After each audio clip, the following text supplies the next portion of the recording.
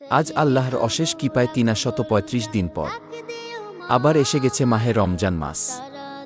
আল্লাহ তায়ালা ৩৬৫ দিনের মধ্যে মাত্র ৩০টি দিন দিয়েছেন। খুবই পাওয়ারফুল রহমত ও বরকত ভরা। বন্ধুরা, এই ৩০ দিনে আমরা আমাদের সারা জীবনের সমস্ত রকমের গুনহা থেকে মুক্তি পেতে পারি।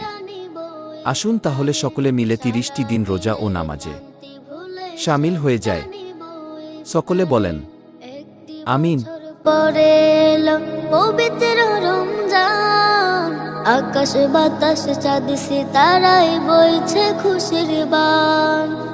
একটি বছর পরে এলো পবিত্র রমজান, আকাশ বাতাস চাঁদ সিতারায় বইছে খুশির বান।